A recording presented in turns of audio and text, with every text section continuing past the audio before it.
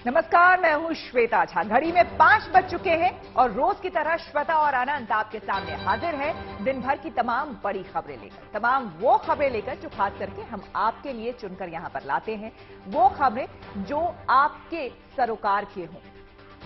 ऐसी खबरें जो सुबह से शाम तक या तो डेवलप हुई हैं या उनमें कुछ अपडेट हुआ है। और जैसा हम हर बार कहते हैं कि अगर आप सुबह अखबार नहीं देख पाए हैं, न्यूज चैनल नहीं देख पाए हैं, रेडियो पर न्यूज नहीं सुन पाए हैं, तो बिल्कुल चिंता मत कीजिए। शाम को 5 बजे आप जीएनटी ट्यून कर लीजिए, चाहे अपने मोबाइल पर या फिर अपने टीवी सेट पर, और दिन भर की खबरों से रूबरू हो जाइए। तो चलिए शुरू करते हैं खबरों के सिलसिले को। पहले बात करेंगे रामनगरी अयोध्या की। रामनगरी अयोध्या एक बार फिर तैयार है। एक बार फिर अयोध्या की पावन धरती पर भव्य दीपोत्सव मनाने की तैयारी जोर शोर से की जा रही है।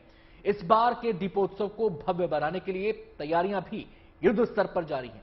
यही वजह है कि इस बार 18 लाख दीपक अयोध्या में जलाए जाएंगे। आपको बता दें कि पहले 16 लाख दिए जलाने का योजना थी, लेकिन अब इसमें भी इजाफा कर दिया गया है 2 लाख दियों का।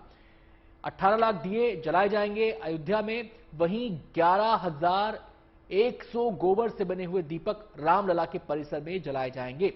इस बार अयोध्या दुल्हन की तरह सजकर तैयार हो रही है। बिल्कुल, आपको बता दें कि एक बार फिर अयोध्या त्रेता युग की अयोध्या दिखाई देगी। जैसे भगवान राम त्रेता युग में पुष्पक विमान से अयोध्या आए थे, ठीक उसी प्रकार एक बार फिर भगवान राम पुष्पक विमान से राम कथा पार्क पहुंचेंगे। आज एक बार फिर से अयोध्या सज रही है, संवर रही है अपने राम के स्वागत के लिए। इस बार के दीपोत्सव में एक नया रिकॉर्ड बनाने की कवायद है और उसके लिए वाजिब सी बात है कि दीपों की संख्या भी बड़ी है। लगभग 17 लाख के करीब कुल दीपक इस वक्त पहुंच रहे हैं अयोध्या और जगह जगह पर इनको लगाया जाएगा। यहाँ पर जो तैयारियां हैं वो जोरों पर हैं। आप देखेंगे असंख्य संख्या में इस वक्त जो दिए हैं वो यहाँ पहुंच गए हैं। एक दिए की क्षमता लगभग 40 ml तेल की है और इस हिसाब से अगर देखा जाए तो लगभग 36 घाटों में इनको लगना है अयोध्या के, जहां जगमगाते नजर आएंगे।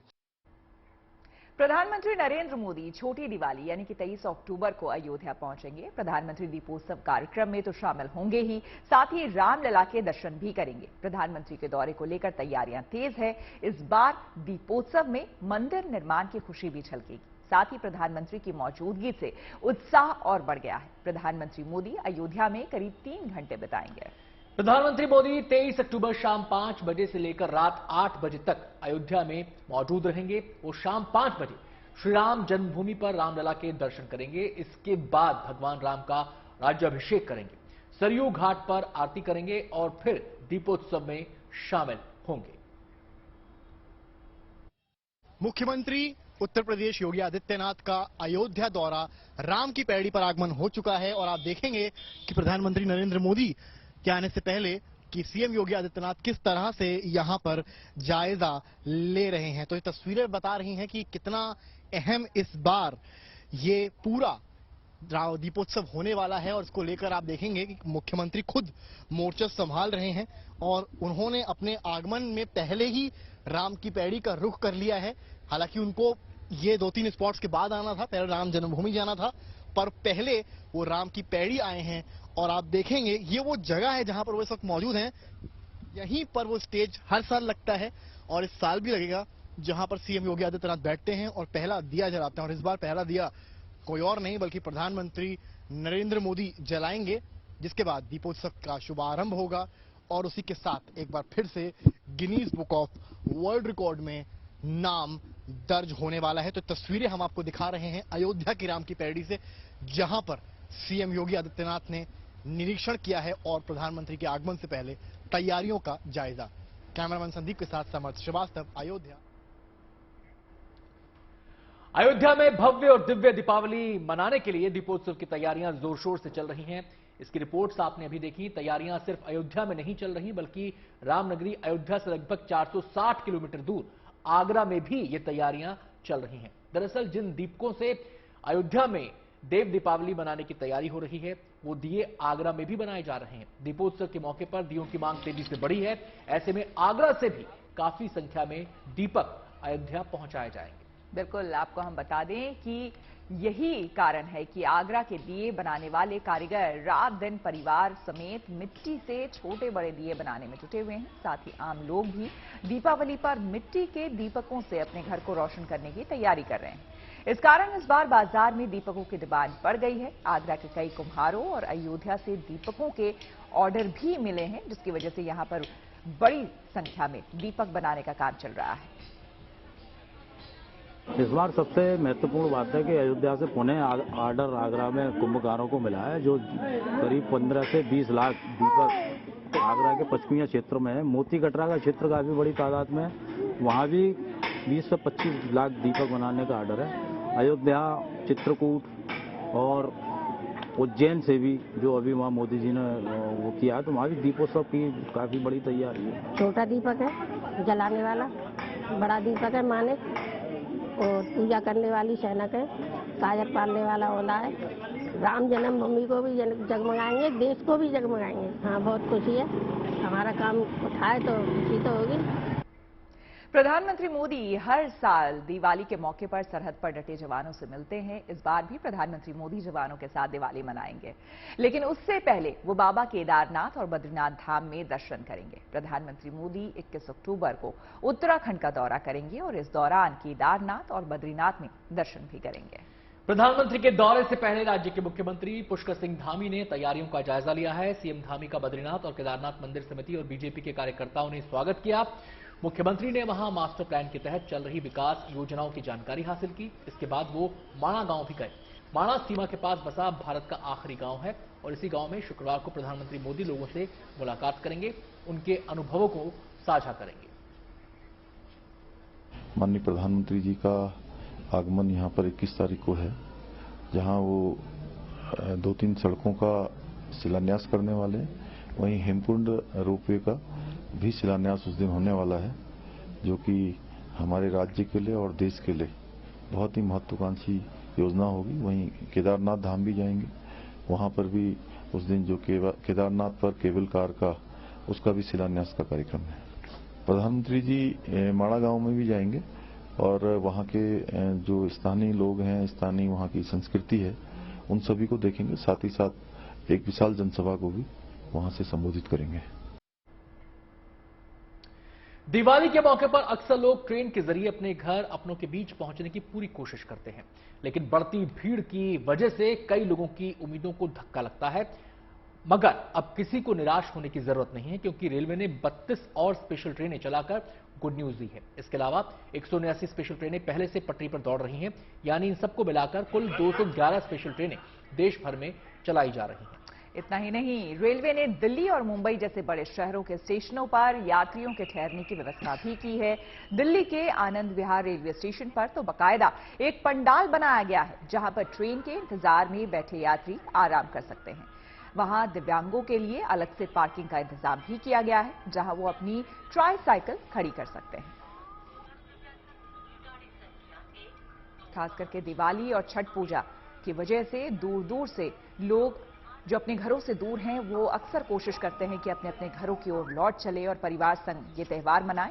ऐसे में रेलवे की तरफ से ये खास तोहफा।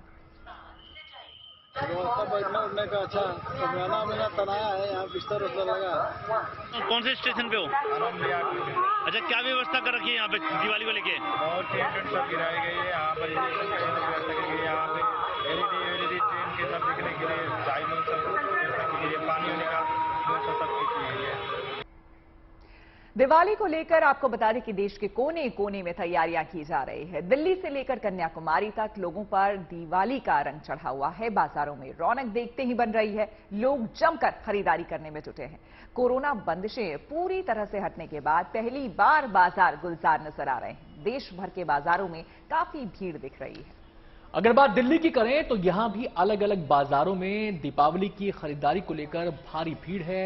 दिल्ली का सदर बाजार हो, सरोजनी नगर हो, चांदनी चौक हो, ये तमाम ऐसे बड़े बाजार हैं जहां भारी संख्या में लोग खरीदारी करने के लिए पहुंच रहे हैं। 2 साल बाद बाजारों में रौनक बढ़ने से दुकानदारों के चेहरे भी खिले हुए हैं। कारोबार पटरी पर लौटने से कारोबारियों के चेहरों पर मुस्कान आई है। उन्हें उम्मीद है कि 2 साल जो कारोबार मंदा रहा, उसमें इस बार काफी उछाल देखने को मिलेगा, क्योंकि लोग बढ़ चढ़कर पूरे उत्साह के साथ बाजारों में पहुंच रहे हैं और जमकर खरीदारी कर रहे हैं।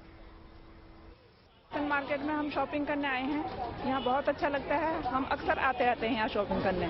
और दीपावली पर तो यहाँ काफी भीड़ है, काफी रश है, और लेकिन बड़ा मजा आता है शॉपिंग करने। रेट भी बहुत अच्छे हैं। मैं तो हर 15-20 दिन में आती रहती हूँ। कपड़ों की बहुत वैरायटी मिलती है। हम लोग अक्सर यहाँ पहले भी आते थे, लेकिन अभी कोरोना के कारण 2 साल तक बंद था। हम 2 साल बाद यहाँ आए हैं और आके फिर से वापस वही खुशी हमें मिली है, क्योंकि यहाँ बहुत रीजनेबल रेट्स में बहुत वैरायटी मिल जाती है। दिवाली पर मौसम भी लोगों पर मेहरबान रहेगा। मौसम विभाग के मुताबिक बारिश दीपावली पर खलल नहीं डालेगी, यानी आप बेरोक टोक अपने रिश्तेदारों के घर दिवाली की मिठाई देने जा सकते हैं। हालांकि कई राज्यों में बादल जरूर छाए रहेंगे। लेकिन आपको बता दें कि और ये भी हो सकता है कि झारखंड समेत कुछ राज्यों में हल्की बारिश भी हो। ऐसे में उम्मीद है कि दिवाली के बाद प्रदूषण भी ना हो। मौसम विभाग ने बताया कि दिवाली के बाद बारिश के आसार हैं, जिसके बाद ठंड बढ़ सकती है और बारिश यानी कि प्रदूषण से मुक्ति। दीपावली में और छठ जो यहाँ का सबसे बड़ा त्योहार है, उस वक्त मौसम कैसा रहने वाला है, इस पे बातचीत करने के लिए सीधे अभिषेक आनंद मौजूद है। उनसे सीधे बातचीत करते हैं। सर, किस तरह का मौसम का प्रेडिक्शन है, और जिस तरह से क्लाउड जो है हर रोज देखा जा रहा है, आप देखिए कि बारिश भी लगातार कहीं ना कहीं हो रहा है, स्कैटर्ड ही सही, तो किस तरह का डैम्पनर फिर तो नहीं होने वाला है? अभी की स्थिति है कि देखिए, कल से उम्मीद है कि झारखंड से मानसून की विदाई हो जाएगी। तो दक्षिण पश्चिम मानसून की कल से विदाई हो जाएगी और 24 तारीख तक मौसम आपको जो है ड्राई ही रहेगा। बारिश के चांसेस बहुत कम है, ना के बराबर है। 24 तारीख को थोड़ा सा बादल आ सकता है। उत्तरी अंडमान की खाड़ी में एक सिस्टम बन रहा है और वो डेवलप होगा, और जैसे जैसे वो आगे बढ़ेगा तो थोड़ा सा जो है झारखंड के लिए भी थोड़ी बारिश ला सकता है। तो वो उसका मुख्य चांसेस है 25, 26, 27 में झारखंड में मिनिमम है, मिनिमल। हाँ, थोड़ा बारिश झारखंड में भी आ सकता है। और अब बात महाकाल की नगरी उज्जैन की कर लेते हैं। वहां महाकाल मंदिर कॉरिडोर के दूसरे चरण का काम तेजी से जारी है। भव्य महाकाल लोक के दर्शन करने बड़ी संख्या में श्रद्धालु पहुंच रहे हैं। ये शिवलोक इतना सुंदर है कि जो यहां पहुंच रहा है वो मंत्र मुग्ध हो जा रहा है। इस बीच मुख्यमंत्री शिवराज सिंह चौहान उज्जैन में कॉरिडोर निर्माण के काम में जुटे मजदूरों और दूसरे कर्मचारियों से मुलाकात करने पहुंचे। उन्हें कॉरिडोर बनाने में अपना पसीना बहाने वाले मजदूरों और शिल्पकारों को सम्मानित किया। उन्होंने अपने हाथों से मजदूरों को, शिल्पकारों को खाना भी परोसाया, उनके साथ खाना भी खाया। आपको बता दें कि महाकाल के जो कॉरिडोर है उसके पहले चरण का कार्य संपन्न हुआ है। 11 अक्टूबर को पीएम मोदी ने इसका लोकार्पण किया था। अब सबको बेसब्री से इंतजार है दूसरे चरण के काम के पूरा होने का, और यह भी कहा जा रहा है कि जब दूसरे चरण का काम पूरा हो जाएगा तो ये महाकाल लोक जो है और भी भव्य हो जाएगा।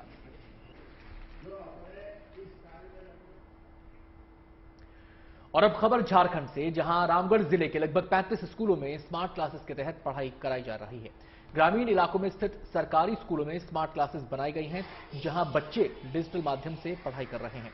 उन्हें ऑडियो और वीडियो के जरिए पढ़ाया जा रहा है। आपको बता दें कि स्मार्ट क्लास की इस नई पहल से बच्चे भी आकर्षित हो रहे हैं। क्लासेस में न सिर्फ छात्रों की तादाद बढ़ी है, बल्कि पढ़ाई के स्मार्ट तरीके से छात्रों की रुचि भी बढ़ गई है।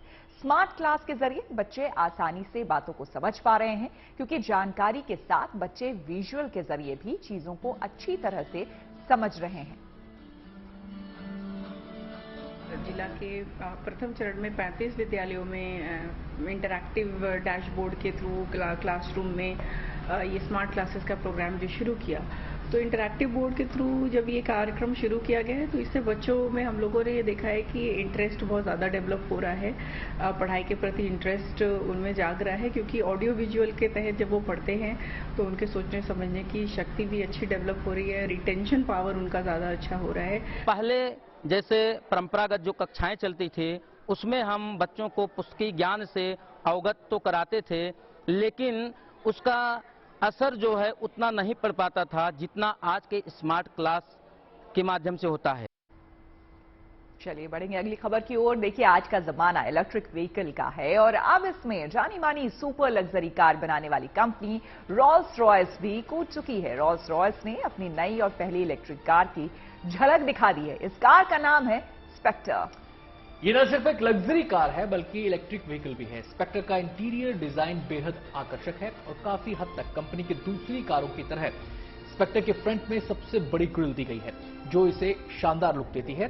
कहा जा रहा है कि रोल्स रॉयस स्पेक्टर अब तक की सबसे ज्यादा एरोडायनामिक व्हीकल है। All our clients do have charging at home in the meantime. आपको बता दें कि तमाम बड़ी बड़ी कार कंपनियां, चाहे वो मर्सिडीज हो, BMW हो, लग्जरी कारों की जो कंपनियां हैं वो भी इलेक्ट्रिक व्हीकल के मैदान में उतर चुकी हैं और ऐसे में रोल्स रॉयस जो कि सुपर लग्जरी कार कंपनी मानी जाती है, लिमिटेड एडिशन कारें बाजार में उतारती है, उन्होंने भी अपनी लग्जरी कार को अब बाजार में उतारने की तैयारी कर ली है, उसको लॉन्च कर दिया है।